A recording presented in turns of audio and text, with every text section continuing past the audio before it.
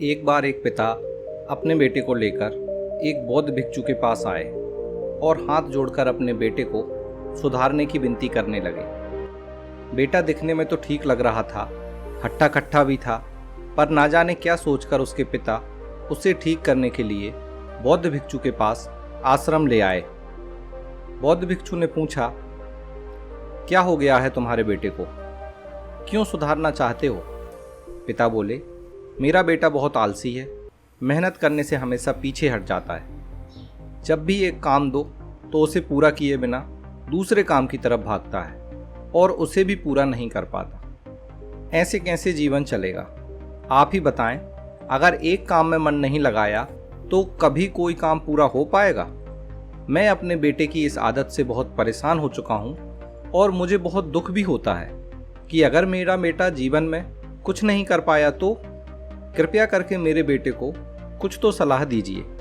आपके पास तो दुनिया की हर परेशानी का समाधान है। बौद्ध भिक्षु ने प्यार से उस लड़के को अपने पास बुलाया और उसके सिर पर हाथ फेर कर कहा, घबराओ नहीं, मैं तुम्हें कोई दंड नहीं दूंगा और ना ही कुछ करने के लिए कहूँगा, बल्कि एक कहानी सुनाऊंगा जो शायद तुम्हें पसंद आए। कहानी है एक गांव की, जहां एक छोटे से खेत में तुम्हारे जैसा एक जवान लड़का अपने दादाजी के साथ मिट्टी खोद रहा था। साथ ही साथ वह मिट्टी की गांठों को भी तोड़ रहा था ताकि मिट्टी बुआई के लिए अच्छे से तैयार हो सके। उस काम में काफ़ी कड़ी मेहनत थी, लेकिन उतनी मेहनत बहुत ज़रूरी भी थी एक बेहद अच्छी फसल उगाने के लिए। बूढ़े दादाजी 70 साल की उम्र में भी अच्छी तरह से कड़ी मेहनत कर रहे थे। थकान की वजह से वह थोड़ा सा हाँफ भी रहे थे और उनके माथे से पसीना टपक रहा था, लेकिन फिर भी उनके चेहरे पर जरा सी भी थकान और शिकायत नहीं थी कि इस उम्र में भी इतना काम करना पड़ रहा है। पर उनका पोता, जो महज केवल 17 साल का था, तंदुरुस्त और ताकतवर था, पूरे समय मिट्टी की गांठों को कोस रहा था, बार बार काम को बीच में रोक देता था और हाँफना शुरू कर देता था। थोड़ी देर बाद लड़का देखता है उसके दादाजी ने तो उससे भी ज़्यादा मेहनत करके बहुत सारी मिट्टी तैयार कर ली और वह अभी भी जरा सी मिट्टी पर ही काम कर रहा है।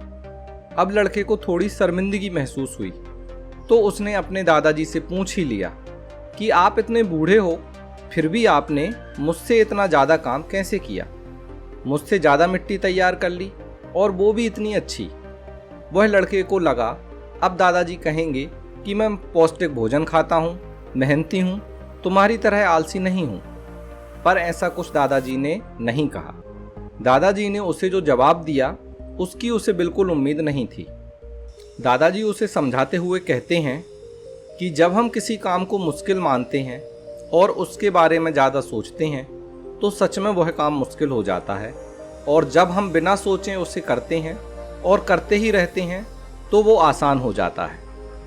पोता थोड़ा अचंभित हो जाता है, इसलिए दादाजी अपनी बात को जारी रखते हुए कहते हैं, जब हम अपना समय यह सोचने में बिताते हैं कि कोई काम कितना कठिन है और अभी कितना सारा बाकी है, तब हमारा मन बहाने बनाने लगता है उस काम को ना करने के।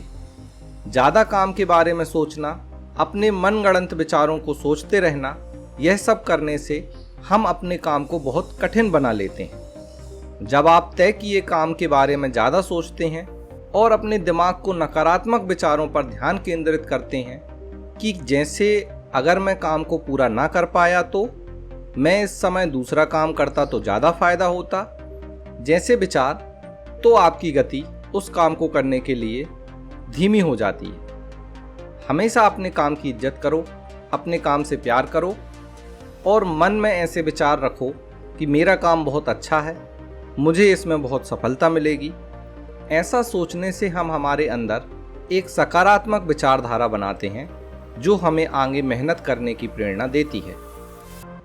फिर दादाजी कहते हैं कि मैं भी काम करते वक्त यही सोचता हूँ कि मेरा काम बहुत अच्छा है और मैं जितनी लगन से करूँगा उसमें मेरा ही फायदा है।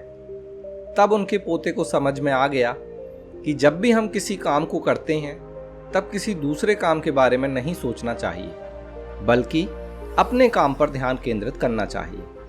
तब हमारा काम दुगनी तेजी से पूरा होगा और उस काम में ज़रूर सफलता मिलेगी। बौद्ध भिक्षु की कहानी सुनते ही उस पिता के बेटे के चेहरे पर एक नई चमक आ गई।